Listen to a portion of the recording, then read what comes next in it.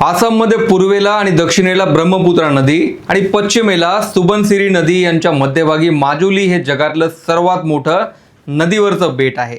इथूनच नवीन वैष्णवीयन चळवळीची सुरुवात झाली। या बेटावरची जमीन कुणीही विकू नये यासाठी आसामच्या मुख्यमंत्र्यांनी कायदा केला। खुश झालेल्या लोकांनी मुख्यमंत्र्यांना नाव दिलं मामा, म्हणजे ज्याने आपल्या मातृभूमीला आई समजून तिचं संरक्षण केलं असा नेता। हिमंत बिस्वा शर्मा यांची ओळख तेव्हापासून मामा बनली आणि या मामांनी 2026च्या आसाम विधानसभा निवडणुकीत बांगलादेशी मुस्लिमांचा मिया असा उल्लेख करून ही लढाई मामा विरुद्ध मिया आहे असं एका भाषणातून जाहीर केलं। ही लढाई एवढी तीव्र बनली की आसामचे हिंदू एकतर्फी भाजपच्या बाजूने उभा राहिले आणि आजपर्यंत कधीही नव्हे तेवढ्या जागा भाजपने जिंकल्या। काँग्रेसने ज्या 19 जागा जिंकल्या त्यापैकी 18 आमदार मुस्लिम आहेत, तर एक अनुसूचित जमाती या राखीव मतदारसंघातला आहे। AIDUF या स्थानिक पक्षाचे जे 2 आमदार निवडून आले ते दोन्हीही मुस्लिम आहेत। अशी ही लढाई झाली। मार्च महिन्यात सकाळी 8:30 वाजता हिमंत बिस्वा शर्मा प्रचारासाठी एका ओपन जीपवर उभा राहिले। रस्त्याच्या दोन्ही बाजूंना प्रत्येक ठिकाणी लाखो लोक त्यांचं अभिवादन स्वीकारत होते। कुणी स्पर्श करत होतं, जिथे हिमंत खाली उतरतील तिथे लोक त्यांच्या गालांवर चुंबन घेत होते। कुणी पिण्यासाठी पाणी देत होतं, तर कुणी खाण्यासाठी फळं आणि फडक्यात बांधून आणलेलं घरचं अन्न। हिमंतात सगळे प्रोटोकॉल बाजूला ठेवून अनोळखी लोकांनी दिलेलं हे अन्न खात होते। सलग 14 तास ही रॅली चालू होती आणि एका रॅलीत लाखो लोकांना अभिवादन करून मामा विरुद्ध मिया ही लढत हिमंतांनी पेटवली होती। या हिमंतांना आसामच्या लोकांनी 126 पैकी थोड्या थिडक्या नाही तर 102 जागा जिंकून दिल्या आणि भाजपची तिसऱ्यांदा सत्ता आणली।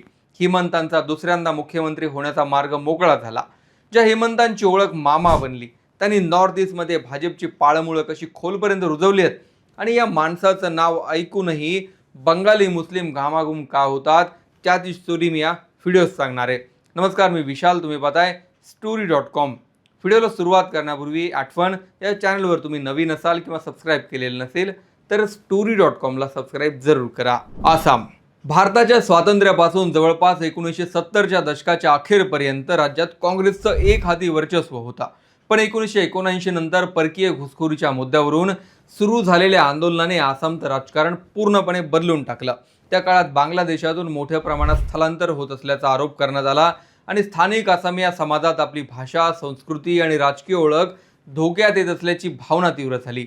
All India Assam students union AASU आणि इतर संघटनांनी विदेशी हटाव आंदोलन उभारलं। त्यावेळी राज्यात काँग्रेसची सत्ता होती तर केंद्रातही काँग्रेसच सरकारमध्ये होतं। आंदोलनादरम्यान अनेक ठिकाणी हिंसाचार झाला। 1983 मध्ये निवडणुकांवर बहिष्कार टाकण्यात आला आणि त्याच काळात नेली मासाकेर या भीषण हत्याकांडात काही तासात हजारो लोक मारले गेले, ज्यात बहुतांश बांगलादेशी मुस्लिम स्थलांतरित होते। हे भारताच्या स्वातंत्र्योत्तर इतिहासातलं सर्वात मोठं रक्तरंजित घटनांपैकी एक हत्याकांड होतं। आंदोलन 6 वर्ष चाललं आणि अखेर 1985 मध्ये तत्कालीन पंतप्रधान राजीव गांधी यांच्या नेतृत्वात केंद्र सरकारने आंदोलनकर्त्यांशी आसाम अकॉर्ड केला।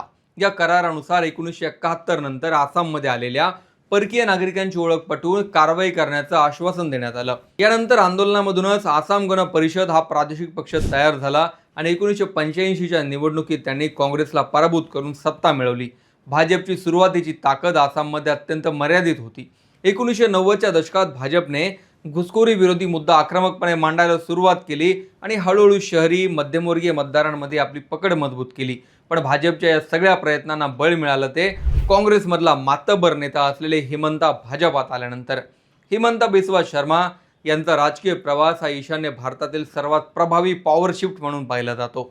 एकीकडे काँग्रेसमधील सर्वात ताकदवान आणि रणनीतिकार नेते मानले जाणारे हिमंता पुढे भाजपचे ईशान्यातील प्रमुख चेहरा बनले। हिमंता बिस्वांच्या काँग्रेसमधून बाहेर पडण्यामागे केवळ वैयक्तिक नाराजी नव्हती, तर आसामच्या नेतृत्वावरून सुरू झालेला दीर्घ संघर्ष, पिढी बदलाची लढाई आणि दिल्लीतल्या काँग्रेस नेतृत्वाविषयी वाढत गेलेली नाराजी हे मोठे घटक होते। विद्यार्थी राजकारणातूनच पुढे आलेले हिमंता सुरुवातीला all Assam students union AASU शी जोडलेले होते। 2001 मध्ये त्यांनी जलुकबारी मतदारसंघातून पहिल्यांदा विधानसभा निवडणूक जिंकली। त्यानंतर तत्कालीन मुख्यमंत्री तरुण गोगोई यांनी त्यांच्यावर मोठा विश्वास दाखवत कृषी, नियोजन आणि विकास यासारख्या खात्यांची जबाबदारी दिली। पुढे ते आरोग्य, शिक्षण आणि वित्त यासारख्या महत्त्वाच्या खात्यांचे मंत्री बनले। विशेषतः आरोग्य मंत्री म्हणून त्यांनी आसाममध्ये वैद्यकीय महाविद्यालयांच्या विस्तारावर मोठं काम केलं जोरहाट, बारपेटा आणि तेजपूर इथे मेडिकल कॉलेज उभारण्याच्या प्रक्रियेला गती देण्याचं श्रेय हिमंतांनाच दिलं जातं. शिक्षण खात्यात त्यांनी शिक्षक भरती प्रक्रियेत पारदर्शकता आणण्यासाठी टीईटी लागू केली. त्यामुळे काँग्रेसमध्ये त्यांचं वजन झपाट्याने वाढलं. 2011च्या विधानसभा निवडणुकीत काँग्रेसला मिळालेल्या विजयामागे हिमंता हे प्रमुख रणनीतिकार मानले गेले. मात्र याच काळात काँग्रेसमध्ये अंतर्गत संघर्ष सुरू झाला. तिसऱ्यांदा मुख्यमंत्री झाल्यानंतर तरुण गोगोई यांचे पुत्र गौरव गोगोई यांना नवीन नेतृत्व म्हणून पुढे आणण्याचा प्रयत्न सुरू झाल्याची भावना हिमंता समर्थकांमध्ये निर्माण झाली. हिमंता स्वतःला मुख्यमंत्री पदाचे नैसर्गिक दावेदार मानायचे. 2014 मध्ये हा संघर्ष उघडपणे समोर आला. हिमंता यांनी काँग्रेसच्या अनेक आमदारांचा पाठिंबा असल्याचा दावा करत नेतृत्व बदलाची मागणी केली. त्यानंतर काँग्रेस अध्यक्ष राहुल गांधी यांच्यासोबत दिल्लीत बैठक झाली. त्या बैठकीबद्दल पुढे हिमंतांनी अनेक मुलाखतीत सांगितलं की आम्ही आमच्या अडचणी सांगत होतो आणि ते ऐकताना राहुल गांधी त्यांच्या पाळीव कुत्र्यासोबत खेळत होते. काँग्रेस हायकमांड आपला विषय किती गंभीर आहे हे याच बैठकीत समजलं आणि तिथून पुढे वेगळा निर्णय घेण्याची सुरुवात झाली. अखेर 23 ऑगस्ट 2015 रोजी हेमंत बिस्वा शर्मा यांनी काँग्रेसचा राजीनामा दिला आणि काही दिवसातच ते भाजपमध्ये दाखल झाले. भाजपमध्ये प्रवेश केल्यानंतर हिमंतांनी केवळ पक्षांतर केलं नाही तर ईशान्येतील भाजपचा पूर्ण राजकीय चेहराच बदलून टाकला. त्या काळात आसाममध्ये भाजप वाढत होता, पण संघटनात्मक पातळीवर पक्ष अजूनही मर्यादित होता. हिमंतांनी काँग्रेसमधील स्थानिक नेते, प्रादेशिक गट आणि विविध सामाजिक समीकरणं भाजपकडे वळवली. त्यांनी परकीय घुसखोरी, NRC, असमिया ओळख, हिंदू बंगाली मतदार, बोडो राजकारण आणि विकास या मुद्द्यांचा एकत्रित राजकीय फॉर्म्युला तयार केला. आसाम गण परिषद आणि बोडो पक्षांसोबत युती घडवून आणण्यातही त्यांची मोठी भूमिका होती. भाजपला ईशान्येत स्वीकारार्ह चेहरा देण्याचं काम हिमंतांनी केलं. ते सतत मीडिया, संघटन आणि निवडणूक व्यवस्थापनात सक्रिय राहिले. त्यामुळे भाजपमध्ये त्यांची प्रतिमा चाणक्य अशी बनली. 2016ची विधानसभा निवडणूक ही आसामच्या राजकारणातली निर्णायक टप्पा ठरली. भाजपने पहिल्यांदा स्पष्ट बहुमतासह सत्ता मिळवली होती. निवडणुकीत हिमंतांची भूमिका अत्यंत महत्त्वाची असतानाही मुख्यमंत्री पदासाठी सर्बानंद सोनोवाल यांची निवड झाली. यामागे अनेक राजकीय गणितं होती. पहिलं म्हणजे सोनोवाल यांची प्रतिमा आसाम आंदोलनातील नेता आणि स्वच्छ संघर्षशील चेहरा अशी होती. Illegal migrants determination by tribunals act रद्द करण्याच्या लढ्यामुळे ते जातीय नायक म्हणून ओळखले जाऊ लागले होते. भाजपला आसाममध्ये पहिल्यांदा सत्ता मिळवत असताना तुलनेने कमी वादग्रस्त आणि व्यापक स्वीकार असलेला चेहरा हवा होता. दुसरं म्हणजे हिमंता नुकतेच काँग्रेसमधून भाजपात आले होते. त्यांना लगेच मुख्यमंत्री केल्यास जुन्या भाजप नेत्यांमध्ये नाराजी निर्माण होण्याची शक्यता होती. त्यामुळे भाजप नेतृत्वाने संतुलन साधण्याचा निर्णय घेतला. 24 मे 2016 रोजी सोनोवाल यांनी मुख्यमंत्री पदाची शपथ घेतली. भाजप पहिल्यांदा सत्तेत आली. तर हिमंतांना सरकारमध्ये अत्यंत प्रभावी मंत्री म्हणून स्थान देण्यात आलं. मात्र प्रत्यक्षात सरकारमधील सर्वात प्रभावी आणि सक्रिय चेहरा शेवटपर्यंत हिमंताच राहिले. हिमंतांनी आरोग्य, वित्त, शिक्षण आणि कोविड काळात अत्यंत आक्रमक भूमिका घेतली. ईशान्येतील अनेक राज्यांमध्ये भाजप सरकार स्थापन करण्यासाठी हिमंता हेच पॉवर सेंटर ठरले. 2015 मध्ये काँग्रेस सोडल्यानंतरच खरं तर भाजपने हिमंता यांच्याकडे नॉर्थ ईस्ट मिशनची जबाबदारी दिली होती. त्या काळात पूर्वोत्तर भारतात भाजपचं अस्तित्व नसल्यास जमा होतं. आसाम वगळता बहुतांश राज्यात प्रादेशिक पक्ष, काँग्रेस किंवा स्थानिक आघाड्यांचं वर्चस्व होता. हिमंतांनी या भागातील गुंतागुंतीची जातीय, भाषिक आणि आदिवासी समीकरणं समजून घेत भाजपसाठी स्थानिक मित्रपक्ष तयार करण्याचं काम सुरू केलं.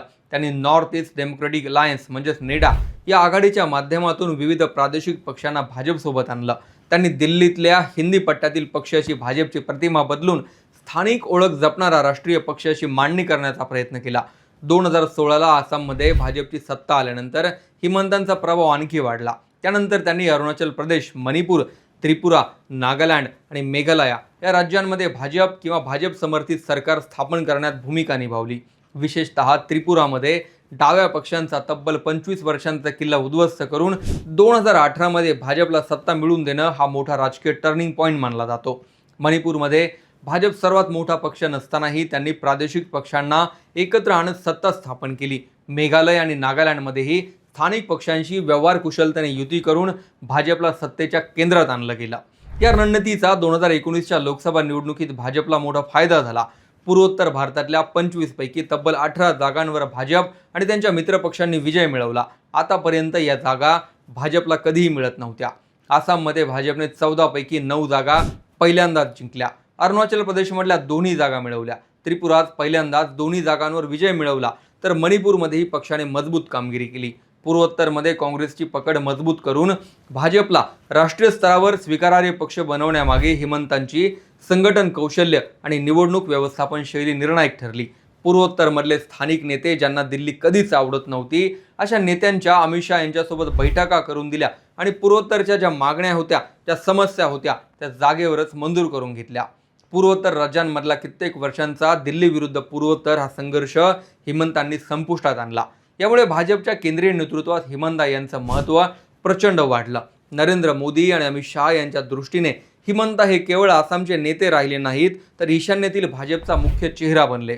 भाजपला जिथे संघटनात्मक कमकुवतपणा होता, तिथे हिमंतांनी स्थानिक नेत्यांना जोडून सत्ता मिळवून दिली.